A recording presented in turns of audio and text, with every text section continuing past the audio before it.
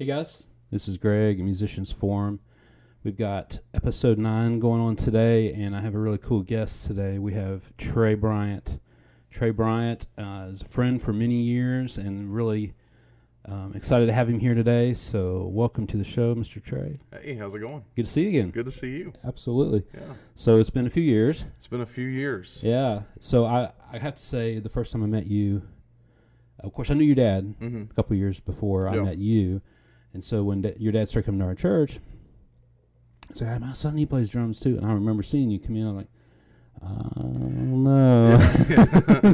And you never know. You never know. And man, blew us away. Playing drums.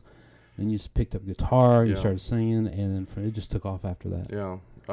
That was, the first memory I have of playing music was at a church that my family started in Mount Vernon. And I remember my uncle played drums, and he got sick or something just very, very suddenly.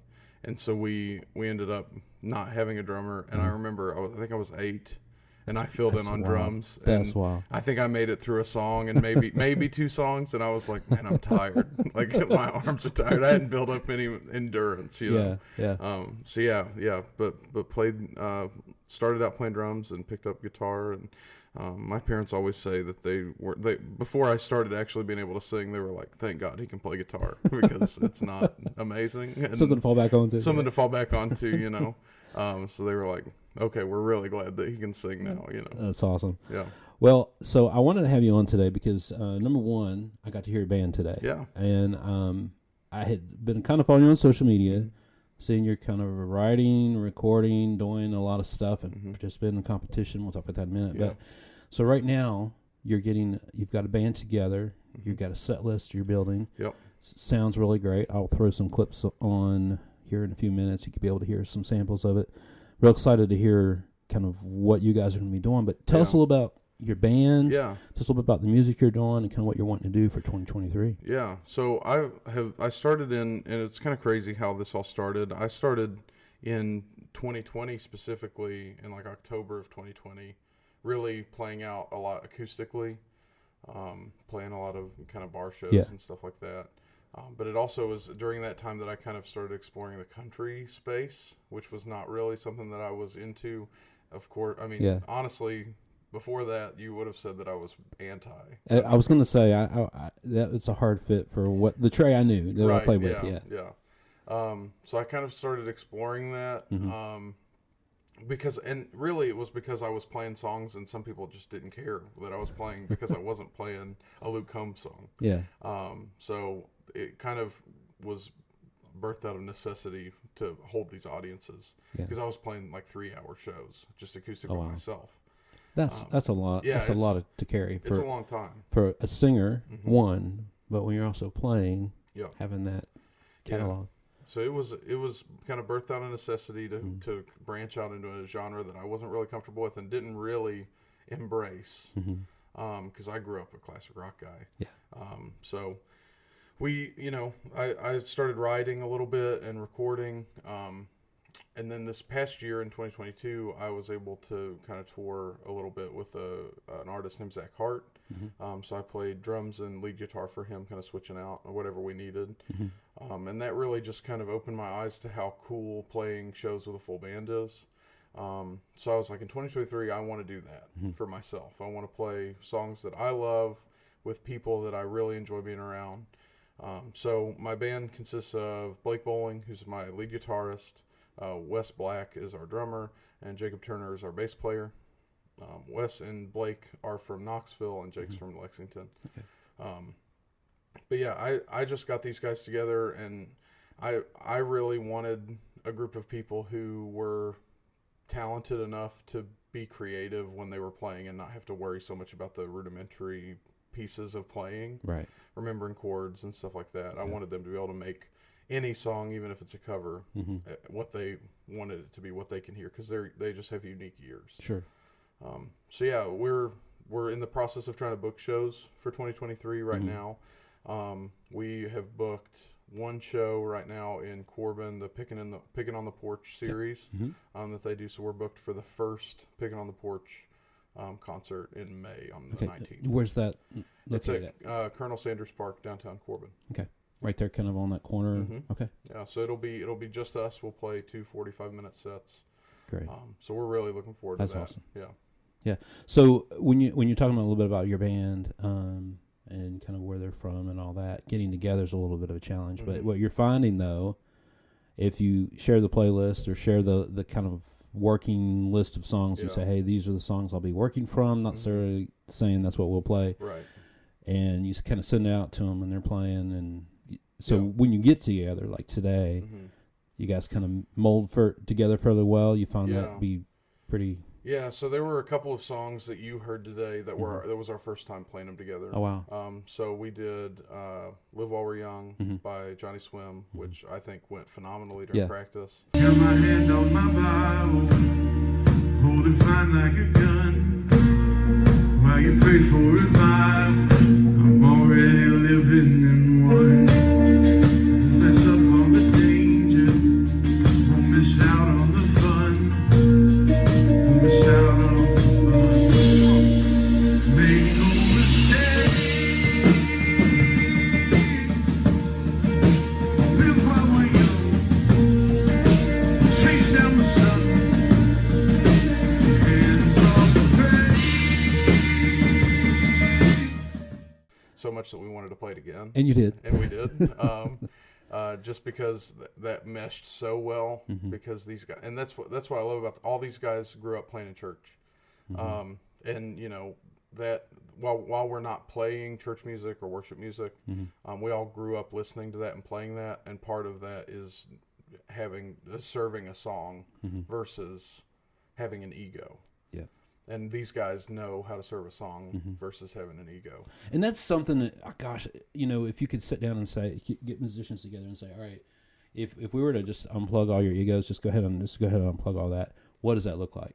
You know, and are you a better player? Are you a better listener? Does it make your band better? Does it make you? Because of an ego, you can't really let go of an ego. Sometimes you're like, no, I can't. You know, I'm good. That's you know. I have to play that lead. That's my lead. You know, where do you be able to leave that at the door when it comes to band practice? And that's really cool that you have guys that can do that. I wish there was an easy button a lot of times because, man, what happens is you got people responding to something you did in the song. The next time you do it, you're like, give me some more of that. You know, it's just hard to kind of, I don't know, fall in the background whenever that happens. Yeah, for sure. These guys are just so talented, and I think you know one of the biggest parts of getting a band together is, does everybody gel well together? Blake and Wes and I had played at a church in Knoxville, and Blake and Wes still play at that church. That's cool. So they play together pretty often.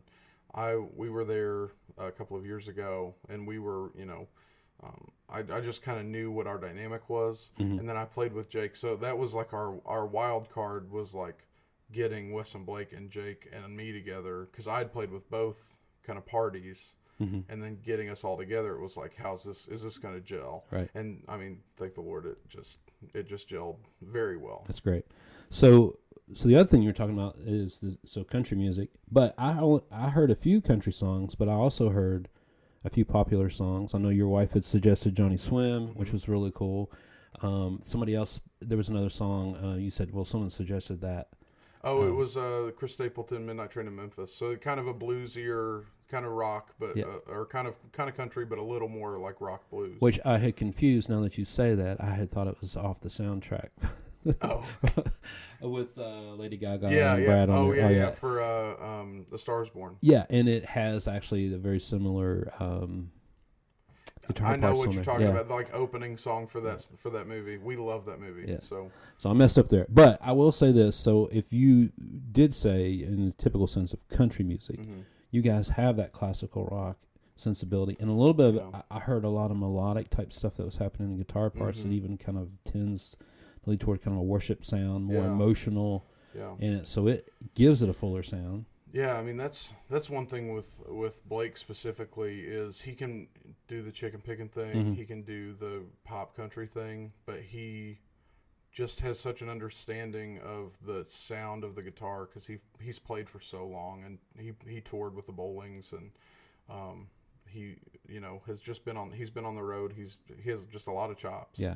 So he just knows how to make somebody feel something with an instrument, and that is an invaluable skill, I think. Well, the other thing was you had done some cover songs. So particularly the one that you recently written, the Kentucky song. So tell us a little bit about that one. Yeah. So Kentucky Home is a song that I wrote. I want to say it was in 2021, maybe late 2021. I wanted to start kind of exploring the songwriting space. I was never really a songwriter. My dad has written several songs, has an album that he recorded in Nashville. One of the songs that we're going to do in our set is a song that he wrote. So that's really cool to be able to kind of continue that legacy. But my grandmother wrote songs.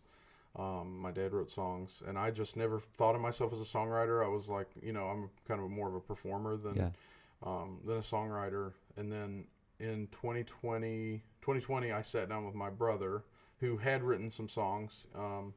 And he and I sat down and wrote a song called "I'll Sure as Heaven Try," and that was kind of our first foray into writing country music. And it was an idea that I want to say I'd had it in my phone for like 4 or 5 years. And songwriters, you go through their phone. There's every other note says song idea. You have to write an idea down. Yeah. You have to. You can't leave it. Yeah. And so I just I had that idea in my phone for like 5 years, and then I was like, I need to write this because I think it's got a cool hook.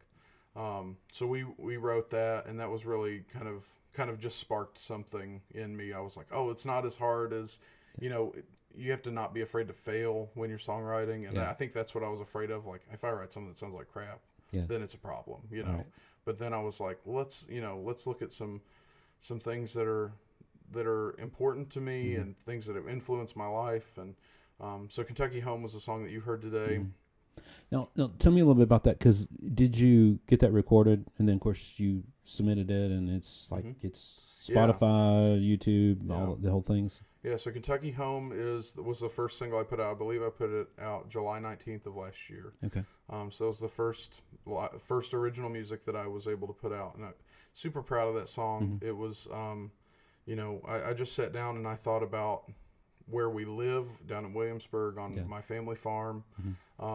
Just thought about the scenery, and then I really wanted to take aspects from my old Kentucky Home, which is a song that most everybody in Kentucky at least recognizes. Yeah, they'll stand up to it. Yeah, they'll stand up to it at Keeneland. For sure. But I just wanted to take aspects from that song, and you'll hear that in the chorus where the sun shines bright, but the stars shine brighter, and it kind of takes that and it kind of manipulates the melody and the timing, because I don't, and correct me if I'm wrong, I don't believe that my old Kentucky Home's a 6/8 or a 3/4 song, but Kentucky Home is. So we kind of took that and morphed it into the chorus for Kentucky Home. So Kentucky Home is just a love letter to the state. And then my second single that came out is called "I Don't Want to Leave This Town," and that was a song that I wrote with my wife, Cameron. So that was really special to be able to write with her, and it's just, that was one of those songs that just came out of like a conversation that we had that had nothing to do with songwriting. We were talking about where we wanted to go eat, and we live in Williamsburg, and it is kind of a haul to get anywhere. I mean, we have to drive 20 minutes to get to an Applebee's. Sure. So she just said, all I know is I don't want to leave this town to go eat. And I was like, oh man, there it is. It just something sparked, and I was like, man, that's something. So I went and grabbed my guitar and wrote the chorus, or the like hook line of the chorus to "I Don't Want to Leave This Town" right then. And we ended up having to call my parents and be like, hey, we're going to be late to dinner because we are riding. And so we ended up getting there, and we were like, guys, this is it. This is going to be a good one. You're going to be glad that we were late. You know? Yeah. So did you record both of those in the studio, or how did that work? Yeah, so I recorded both of those in Jellicoe at Gem City Studios with Matt McQueen. I took 3 days. No, we were only in the studio for 2 days. Okay. So we did 2 days. We recorded 5 songs. One of them was one that my brother had written, so he came down and I did some instrumentation on that. Cool. And then Kentucky Home, we did I Don't Want to Leave This Town we did. And then we have 2 other songs, one called I'll Sure As Heaven Try, which I mentioned, another one called Cowboy Dreams that's kind of a Western style, very laid back and stripped down song that I wrote with my brother. And so we have both I'll Sure As Heaven Try and Cowboy Dreams are not out yet. We're kind of looking at how to release those with being kind of separate artists that wrote together. Yeah. But super excited to release those because I think they're good. Yeah. I'll be excited to hear them. But yeah, they're. I think that Kentucky Home and I Don't Want to Leave This Town really are just love letters to where I grew up and where, spaces that have family history for me.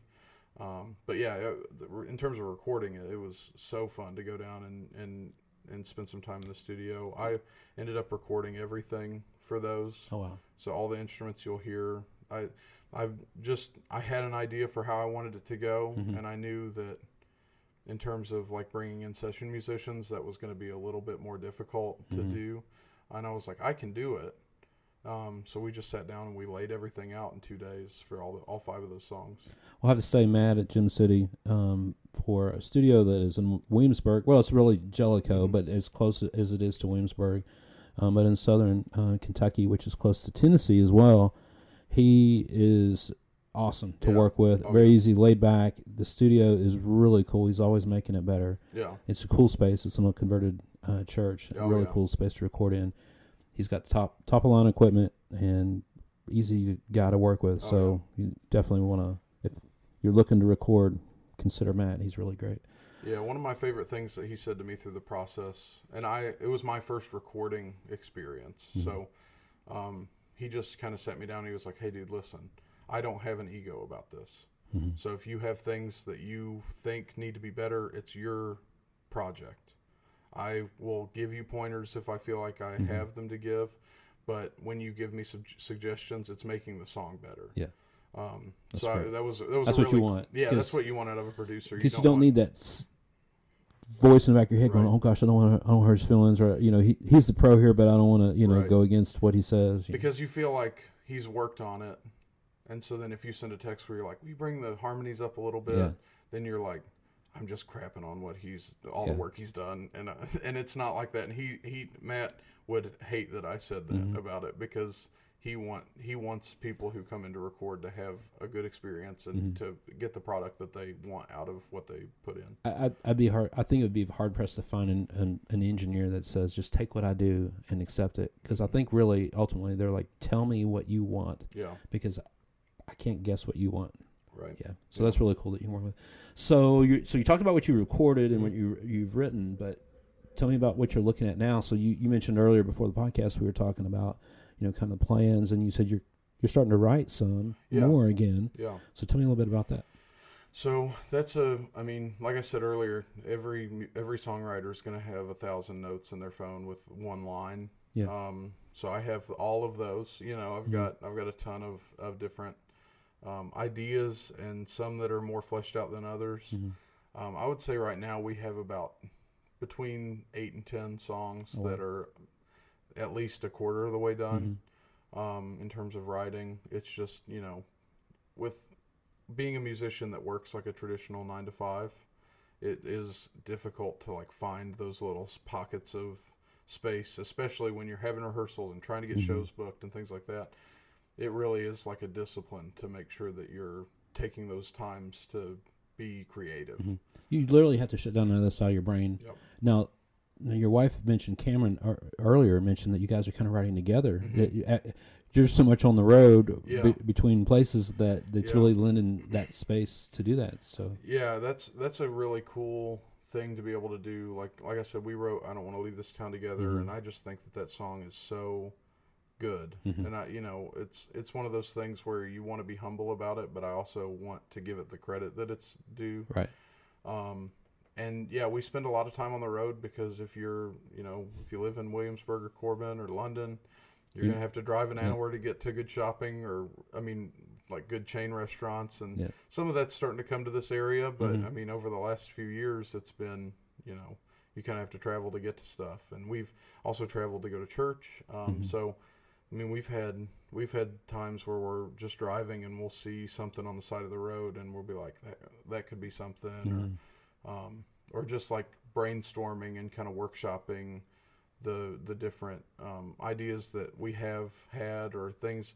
We were in Nashville not long ago at a bar, and she said, "Give me your phone," and I gave it to her, and she pulled up the Notes app and typed out a song like title. Oh, that's cool. And I was like, "Where did this come from?" So it was a really cool thing, because it's just like when you're in that space of writing, you're always your antenna's always up for something that could be clever or something that could be like evoke a feeling, right? Yeah. So speaking of songwriting, this past week I saw in Tennessee, I guess was Songwriters Week. Yeah. And you got to perform. I did. Yeah. So tell us about that experience, what that was all about, and what's coming up with it. Yeah. So Cameron sent me a post on Instagram that was like Tennessee Songwriters Week qualifying rounds are happening, and they had I believe it was between 40 and 50 different venues across the entire state of Tennessee. That's so cool. Where they had, it was free. Just send us your information. We'll sign you up and get you a slot. So I was really excited that, I'm from Kentucky, but they let me slide into so was there criteria that said it? I ended up looking at it later, and it was like, as long as you're from the U.S., you're fine. Okay. But I was like, still a little feels like worried. you're invading a little bit. Yeah. So, but it was really a cool experience, and I was really looking forward to it. It's just a networking opportunity to go talk to other songwriters, people in the Knoxville area, because I think Knoxville's really a sleeper town when it comes to like live music and a music scene, because people always think about Nashville, but I think Knoxville's got a really cool music scene. They do, and they always really have. They just it's just not like you said. Everyone thinks Nashville, Memphis before they do Knoxville. So. Yeah, and so I went down there on Wednesday night. We had at the Concourse on Broadway. It's a really cool venue. It's kind of in a shady spot outside. Like when you get there, you're like, am I in the right spot? But you get in there and you're like, I can't believe that this is here, because it's a huge place. And I think they came from the International downtown. Yeah. So we were at the Concourse, and I had Blake Bowling play with me. So I submitted lyrics to I Don't Want to Leave This Town, submitted all my information, got down there. We played I Don't Want to Leave This Town. I mean, there were 13 other songwriters there performing their work. Some who they had never performed in front of anybody, they just had written. Wow. And some who had been performing for 40 years. You know? So it was a really cool experience. It was we had a little bit of trouble getting the second acoustic going. I think they had a dead channel on their snake or something, and we were up there for 4 or 5 minutes trying to kill, which felt like 50 minutes. Man, it felt like an hour. Yeah, we were. So I was, and the MC was a stand-up comedian. And I was like, I'm not a stand-up comedian. Maybe bring her back out to fill some time. But we muddled through that kind of technical issue, and we played I Don't Want to Leave This Town, and honestly, I have watched the video back a couple of times, and it's out on my YouTube channel as well. I'll put a link on it. You can go and watch that performance. But it honestly feels like a different song than what I recorded, because it was just stripped down acoustics, but also another musician that didn't play on the record, kind of being creative and making the second guitar part his own.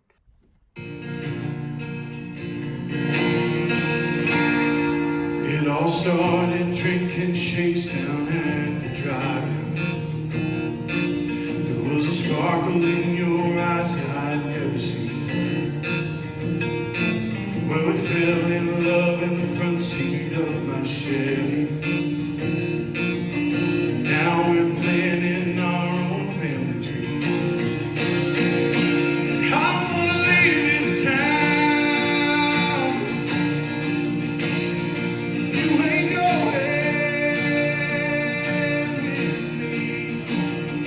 I wanna leave this town. You ain't going.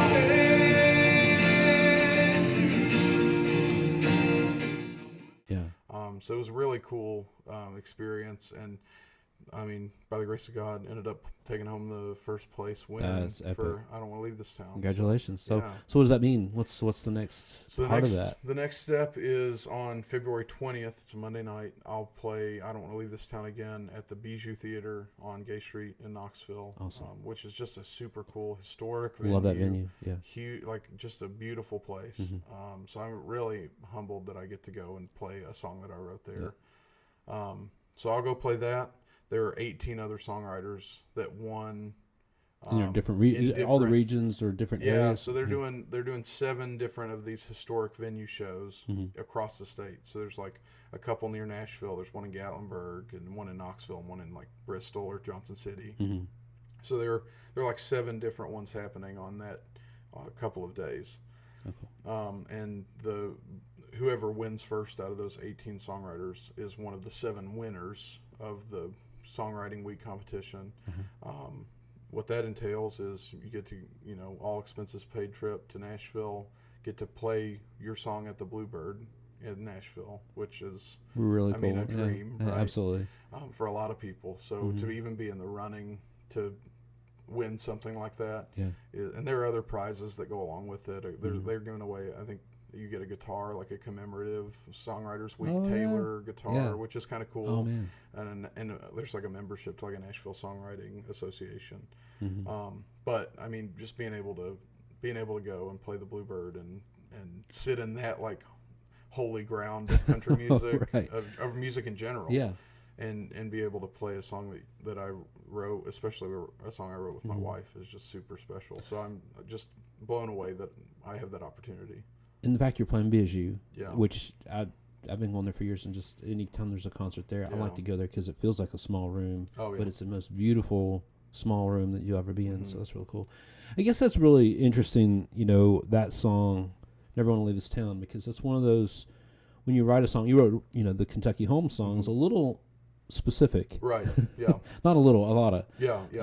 But Never Gonna Leave This Town, I think everyone can kind of put themselves in that position. And I think it could be a social conversation, particularly in Eastern Kentucky, where we have so much poverty that has been, in the last 20, 25 years, where we've had a lot of different economic slides back and forth in those areas, and so many people move. And that's a common story where you see someone that's born and raised in a town and they go, I got to get out of here. Yeah. And the whole idea of I'm not going to leave this town, you could sing that in Eastern Kentucky, or you could sing that Nashville, Tennessee. Right. Nashville, Tennessee is bustling, growing. A lot of people like growth. A lot of people don't. Right. It's one of those.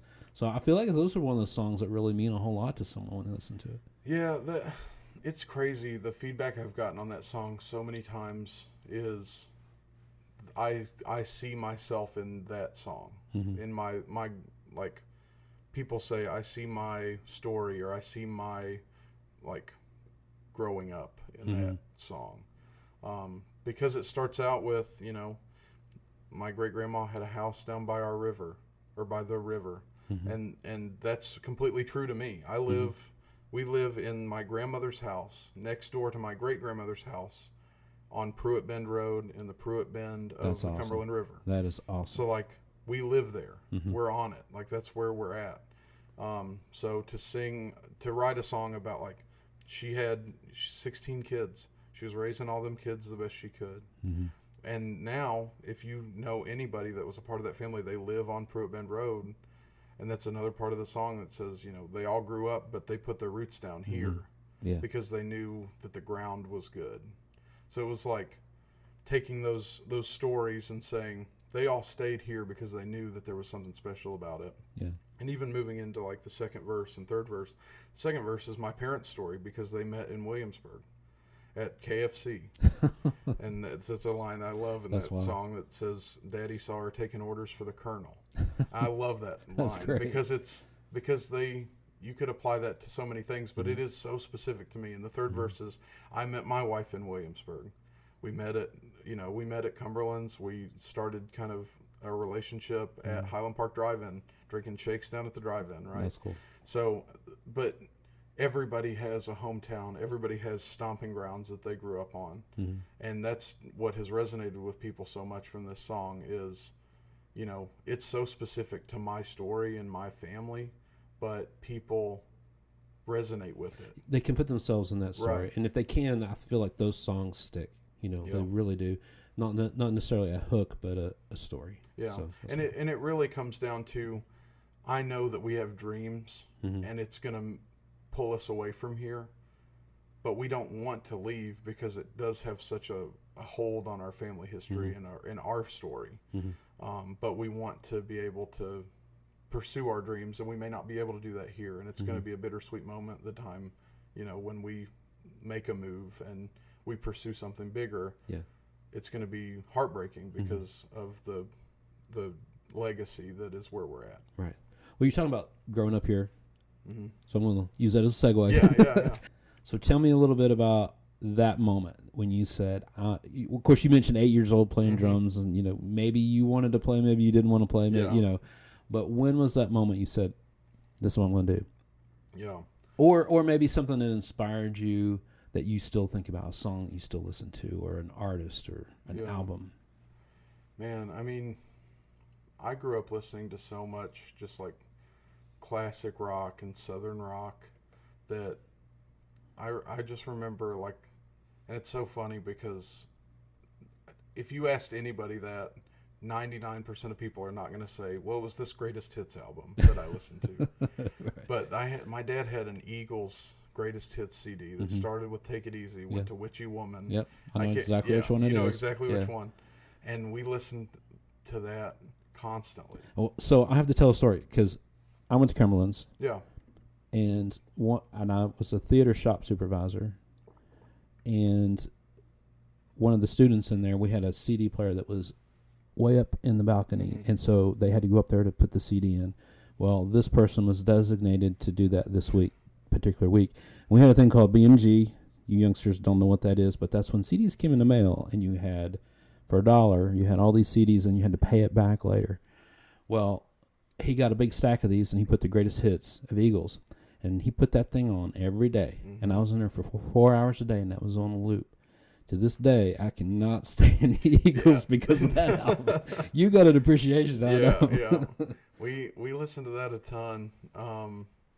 And, I mean, the kind of affinity for like Don Henley's voice. And it's amazing. He's ridiculous. Their harmonies. Yeah. I mean, even Don Henley's, like, New York Minute album is just so like foundational to me, because that was another one that Dad always put on. Any like a Journey, I think there was a Journey greatest hits album that we had too that we just played the fire out of. And I remember one time Dad was like, "I got you something," and he got me a Foreigner record, and I can't remember which one it was, but it had oh goodness.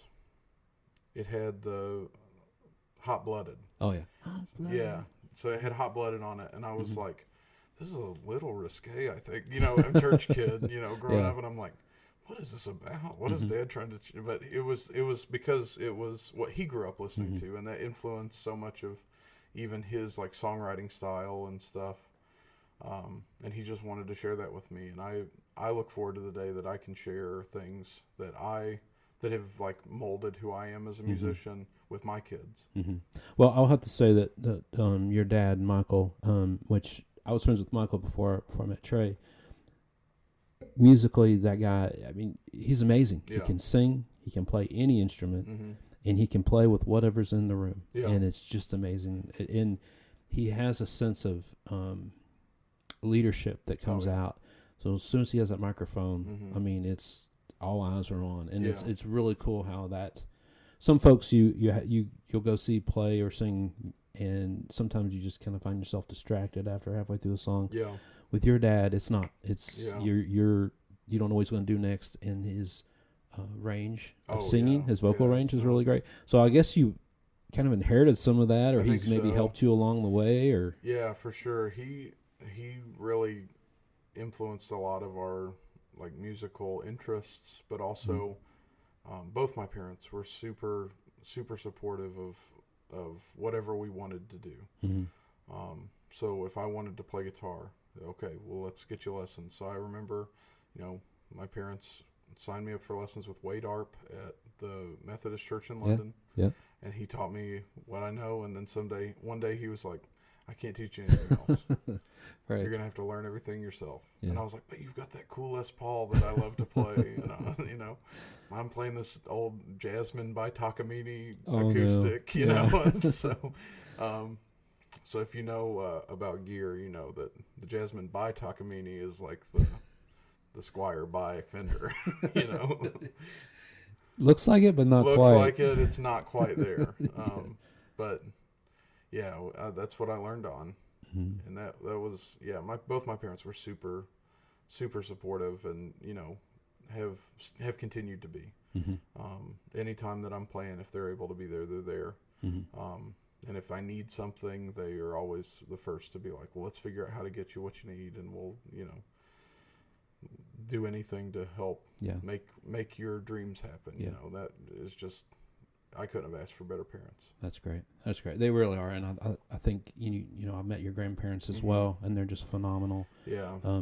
Leaders in their communities. You know, it's just really great to have that network of family in there.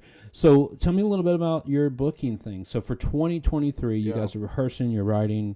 What are you looking for? What, you know, do you have any, you mentioned Corbin. Yeah. So are you guys like looking for Knoxville, Louisville? I mean, you reaching out? I mean, what's right now? I mean, we're reaching out from everywhere, from Nashville to Knoxville to Northern Kentucky and Cincinnati, Lexington, London, Corbin, Williamsburg for different things. So yeah, we're kind of all over the place. Somerset, you know, really anywhere we can get some kind of cut our teeth. Yeah. Is really what we're looking for at the moment. But I think that we bring a lot of energy to any space, and you know, you look at sometimes where there's just a group of people that need to be heard by other people, and I think that that's what we've got. I think that these guys just need to be heard, and I think that, you know, we've got a good sound. We'll play country covers that you can just, you know, tap your knee to, and but we'll also play some Johnny Swim stuff, or we'll play some, you know, so we've got some Eagles in our set list, and we've got some kind of indie pop artists that I really like, that I have come to really love over the last few years, that I love to just take, and even in my acoustic live show, I loved to take songs that nobody would know, and play them and try to get some kind of response out of them, because I think they're really well written and beautiful songs that people don't know. Well, I'm going to put you on the spot then, since you brought that up. Yeah. Okay. Tell us someone that you think is grossly underestimated or undervalued that we maybe not heard of that we should go listen to. Yeah. Okay. Yeah, absolutely. There are a couple of guys that I would say. Number one, there's a guy named Noah Gunderson. He's from the Pacific Northwest. I've seen him live. Phenomenal. He just played an acoustic. He had a keyboard player with him for a little bit, but he plays, you know, he kind of has gone through a real revolution in what his style is. The first record that I heard was called White Noise, and it was a rock record. Okay. And he was trying to shirk the like singer-songwriter. Yeah. Because that's what his stuff was before that. Yeah. He was like, I'm not a singer-songwriter. I'm a rock guy. So he grew his hair out, started playing rock, writing rock. And it's a great album. Like think Kings of Leon, maybe a little more tame, 1975, or not as out there. Yeah. So I mean, just phenomenal. And now, you know, he's kind of embraced the singer-songwriter in him, and he's kind of a pop singer-songwriter. Oh well, sorry about the rock thing. Right. I just going to go do this thing. It's just a phase, you know. But he's a great guy and very good. There's a guy, and it's another Noah G. There's a guy in I believe he's in North Carolina. His name's Noah Guthrie. Hell or High Water is a song that you've heard us do. Yeah, you guys.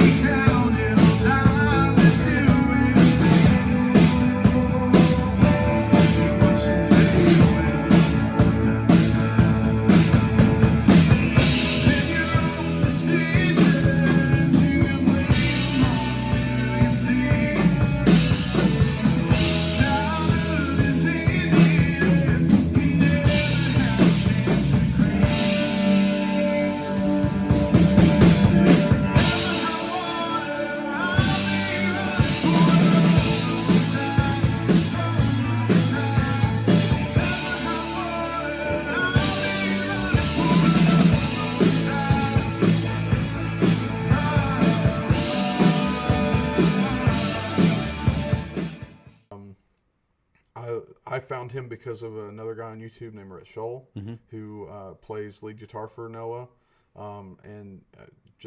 But I love Noah's voice, and I think he's a great songwriter. So Noah Guthrie's great. I think most people probably heard of this guy, but you may not have. And his name's Michael Hardy. He goes by Hardy. Just put out a new record that's, I mean, one of my favorites right now. Okay. Because it is so unapologetically what he loves. So he's a country guy, has been a country guy, has written for Morgan Wallen and for Blake Shelton and Florida Georgia Line, and say what you will about what you think about Florida Georgia Line or any of those guys. Man. But he's writing those songs. The fact that you and I are talking about them. Right, yeah. So it means they're doing something right. Yeah. But Hardy is ridiculous in his writing. I think he went to school in Nashville and majored in songwriting. Okay. But he moved there when he was 19 and just started writing. Living the dream. Yeah. And now he wrote like Sand in My Boots for Morgan Wallen and God's Country for Blake Shelton. Yeah. That's awesome. Yeah, so he just put out a new album that's really good. It's half country, half hard rock.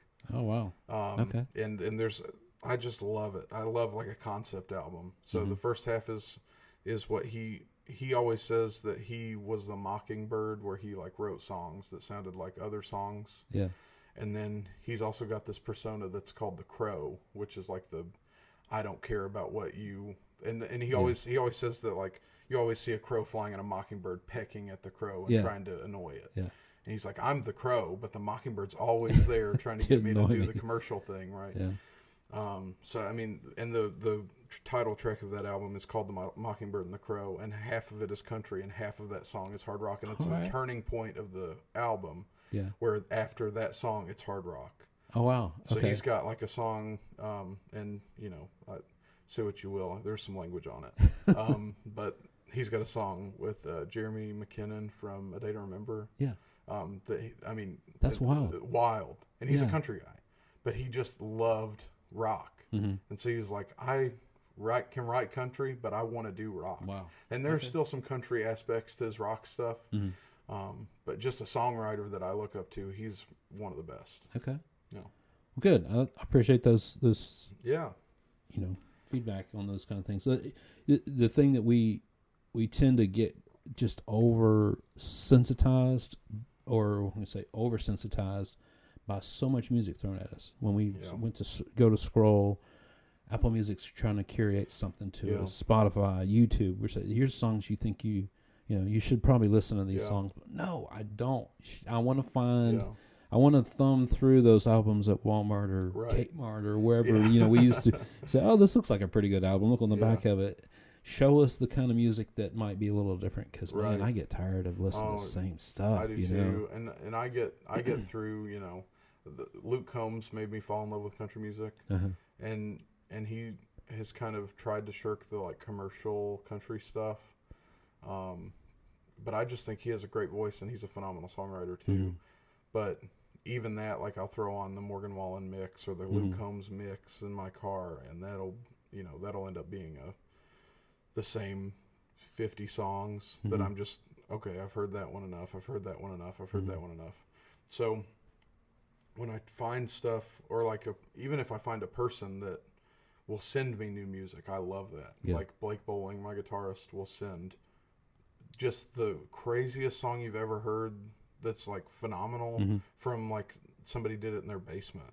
That's awesome. And he's like, dude, this song slaps at 2 minutes 30 seconds. Like the guitar solo is ridiculous. And he'll send me stuff like that all the time. That's awesome. Yeah. Yeah. And I love that. I love just being able to explore new stuff. Well, it sounds like from the recordings that you've been putting up, that you've done, and then I got to hear you guys. They rehearsed in my garage today, and it was really cool to be able to sit and listen to the rehearsal.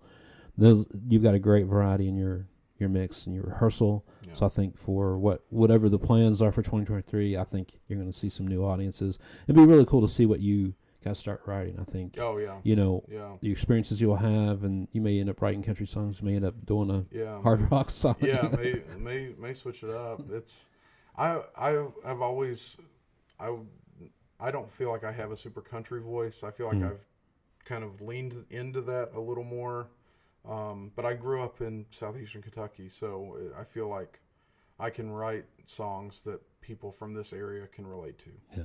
And that's what I want. I don't want. I have tried to write songs about things that aren't really me or don't really apply to anything in my life, and those songs always end up on the cutting room floor. It just seems insincere, doesn't it? Yeah, it just doesn't feel true. I just always want to write stuff that people care about. Yeah. And if you can make them, I talk about evoking emotion. If you can make them feel something, then that. And I had dinner last night with one of our mutual friends, Jordan Allen. Oh, yeah. That's awesome. And we were talking about writing and even just playing a show. And he was like, you sometimes have to connect the dots for people, especially at a show. He was like, because we were talking about being intentional while you're speaking during a gig. Because I am terrible at that. And I will. There's a science behind that to keep them engaged, because that phone, if for one reason you disengage from them, that phone's up and there you lose them. And that's what we were talking about during rehearsal. Was I am terrible about being really awkward because I switch guitars quite a bit because of different tunings and stuff. Which maybe I'm the problem, but I have several guitars that I want to play in a set. Why not? So I'm like, even if it's in theame tuning, I'll go grab the Telly over the Gretsch or the Fano over the Gretsch or the Gretsch over anything else and. So that's one of those things where I really have to grow so that I'm not just rambling, because I tend to just ramble, and I hope I haven't rambled today. But no, you've done great. Okay. No, that's great. It is a challenge. So many lead singers that you see that you are like engaged with, and I'm trying to think of just a few off the top of my mind that just literally you hang on to each word. Yeah. And I think you see some of those MTV or VH1 used to have a storyteller series. Yeah. And you could tell the ones who are really good at that. Yeah. You know, Sting. I remember the Sting one, and I remember Bruce Springsteen. Okay. You know, telling the stories behind their songs. Like, oh, you know what? I could care less if you sing the song. Right. Tell me a little bit about that story. Yeah. So the challenge of being able to tell that story, or at least engage the audience, and if you have something important to say or not. Yeah. You know, how can you manage it? So, any good tips? Did you write anything down? Man, yeah, I wrote a ton down, and I told him, I was like, I wish that we were podcasting this conversation, because I think it's you know, Jordan's been doing it for a long time. And he's kind of honed in on his niche, and he is kind of unapologetically himself, and I love that about him. And he's just a great guy. Yeah, he really is. So yeah, I wrote down a ton of stuff that was, he talked about making sure to be intentional when you speak, because you're going to lose people if you're not. As well as, connecting dots to make sure that, like we talked about with I Don't Want to Leave This Town, a song that is very personal to me and very specific to my story, but is also relatable.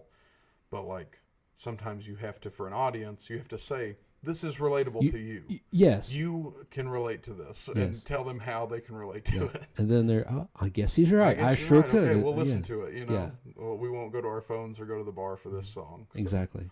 Yeah, I think that part of it, a lot of times, we have to sell that song or idea so hard before it becomes embraceable. Yeah.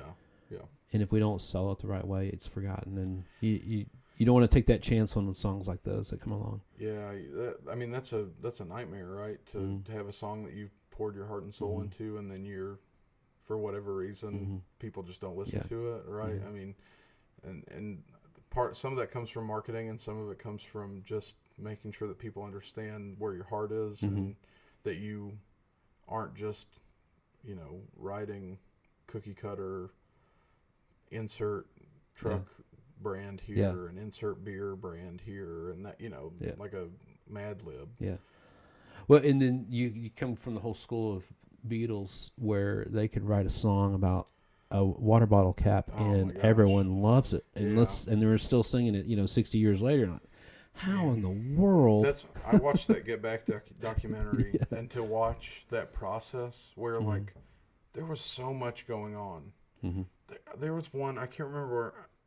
I think it was Paul was writing The Long and Winding Road, which is a beautiful song. Oh my goodness, I love that song. And you've got Ringo and George jacking around doing whatever, trying to figure out rolling their own cigarettes or whatever, and talking about what they're going to eat for lunch. and you can hear Paul in the background writing like one of the most beautiful melodies, like most haunting melodies and chord progressions of all music. And he's just sitting back there playing it, and like you can just hear him like da, da, da, da, da, like just trying to work it out. And it's like, do you realize what's happening? Because the same thing happened when he was writing Get Back. He just sat there and played that thumbing that bass for I don't know how many rehearsals before that came out. And of course, the whole time, George is all upset because he can't get the lead line for I forget what song it was. And Paul's like, "Oh, that's all right. I'm writing this song right now." Okay? And he just hit that rhythm, and he was like, da, da, da, da, da. And to watch that too, because that song went through so many iterations before they finished it, and we're like, "This is what we're recording," and like so many different things. And I think that happens for us too. I've got several ideas that like I have a fully written song that I think I'm going to rewrite because I think it could be better. And that's one of those things where I don't want to put out something just because I finished it. I want to make sure, and even Cameron and I were talking about the other day with I Don't Want to Leave This Town, like, she was like, I just heard, when I performed it at the songwriting competition, she was like, I just heard it be so much more and bigger and like a different feel to it than what is on there now. And she wasn't saying like it's not as good as it could be. She was just like, it could be different, and I think that could be beneficial to serving the song. Yeah, and I talked about this on the last podcast, and I bring it up not because I'm a fan, but I am a fan. But I'm bringing it up because there's a lot of keywords that were said in songwriting that I'm not quite what I would call a songwriter at heart, but I have lyrically written stuff, but I'm creative, so I can understand where it's coming from. But Bono and U2's From the Sky Down, they were writing new music, and they were having a lot of trouble getting the band together, so they had to go back to original space. 20 years that they had written a hit at, and so they were going back and trying to capture that creativity. And some of the things that he was saying is you almost have to reject an old idea before you can get the new idea. You have to get rid of that before you have room for that creativity. And then the other one is you have to set the atmosphere for that creativity to happen. If it doesn't, then it's just not really birthed. And so unless you paint that room, build that room, inhabit that room, those easy ideas or those concepts don't come together into a song or a concept or idea. So when it comes to songwriting, it's one of those things where I envy those people that can just sit down like a Paul or John and say, "Oh, I got a song today. Boom, here it is. Let's play it." For those that take years, Chris Stapleton worked how hard for how long before, and so we say, well, I don't necessarily expect myself to be that stature, but I want to be legitimate, in what I do. And so for me to be considered that way, I'm going to have to do a whole lot of pre-work to get there. And if you don't take that song and vet that song and you just throw it out, people see through that. That song wasn't really good. Don't give me that bad song. Well, and you mentioned Stapleton. I mean, I listened to a podcast with him where he talked about songwriting, and he was a guy that is a phenomenal musician and vocalist that didn't hit it big until his like late 30s because he spent 20 years just writing for everybody. And in the podcast, I think it was Joe Rogan's podcast, he had Stapleton on, and they were talking about, how many songs do you think you've written? And Chris is like, dude, it's got to be 10,000. That's crazy. 10,000 songs. That's crazy. So and then he said, well, tell me about, it was right after Starting Over had come out. He said, tell me about Starting Over. And he's like, man, every song on there is 10 years old. That's nuts. I wrote every song 10 years ago. To us, it's brand new. Right, to this guy sat and locked himself, and he was written hit after hit. Dude, he's just going to like a filing cabinet and being like, oh, okay, Starting Over. All right. Cold. Okay, all right. I think you should probably leave. But he's just going through a filing cabinet and being like, these are the songs I'm putting on this one. And 10 years down the road, we're going to get what he's writing today. That's wild. That's nuts. And that's a guy that just is, he's writing things that are speaking to people, but if you really listen to them, they're so simple. You heard us do Midnight Train to Memphis. Yeah, exactly. And that song is super simple. no bridge, three verses, 3 choruses, with a blues lick in between, and like that's what I've really tried to do is like shirk the I have to have verse 1, verse 2, chorus, verse 3, chorus, bridge, chorus, down chorus, up chorus. Like, I've really tried to shirk that and be like, if it doesn't have a bridge, and if I'm trying to force a bridge, then maybe we just need a guitar solo and we call it a day. Yeah. Or, maybe it doesn't need a third verse. Maybe we just do we just set it up a different way. Maybe there's a bridge. And I always like a bridge because it's like the turning point of a song. Yes. But, and if you listen, I Don't Want to Leave This Town, you see that because really the whole song is the family history of our town. And the bridge is, but I know that we can't stay here forever. And then, but I still don't want to leave. So I love a bridge, but like Kentucky Home doesn't have a bridge as a guitar solo because there wasn't a bridge. I tried to write a bridge and it just didn't serve the song. So it's songwriting. I just have tried to. I've put myself in that like mold, and then been like, you can't put yourself in the mold because you're going to start writing stuff that's not like you said. It's just empty, and we're putting it out because it's content. But we want songs to mean something when somebody hears them. Yeah. And for people to come up to me and say, "I listen, I Don't Want to Leave This Town," it made me tear up because it made me think about my parents and how they met, and that like. I never would have thought that was how that song would come out, and that's one of those unexpected songwriting things. But yeah, I just try to keep it as simple as possible, but also, it's almost like trying to toe the line between writing commercial and writing your heart, because if you write your heart 100% of the time, you'll never get a cut. Right. And if you write commercial all the time, you become a shell of yourself. Yeah, exactly. It is a fine line. So it's like being true to yourself, but also being like, but you want to play this on the radio, right? It's a moving Google algorithm of how to create a song, not necessarily what we call a hit, but a song that people remember and want to hear another one, or say, hey Trey, write another one like that one. Yeah. So, well, man, I appreciate your time today. I think it's been one of those things where you were up at dawn and it's just now getting dark and you are wore out, I'm sure. It's been a big day. But I appreciate you bringing the crew up here and getting to meet them and then be able to share this podcast. Yeah. Real excited to see kind of what happens, particularly in the songwriting thing. I'm actually going to try to go down February the 20th, and you folks around in London, Williamsburg area, let's head down there and support Trey in this on February the 20th down in Knoxville. You can get tickets on the Bijou's website. I think I have that linked in my bio on my social medias. So, so yeah, come out, hang out. It'll be fun. It's just really cool to like be able to support not just me, but like other songwriters that may never get heard, and this may be their only opportunity. And that's how I feel for me. I just am excited to be a part of it. So awesome. Well, Trey, I appreciate it. Look forward to hearing from you. Yeah, absolutely. Right. Thanks, guys.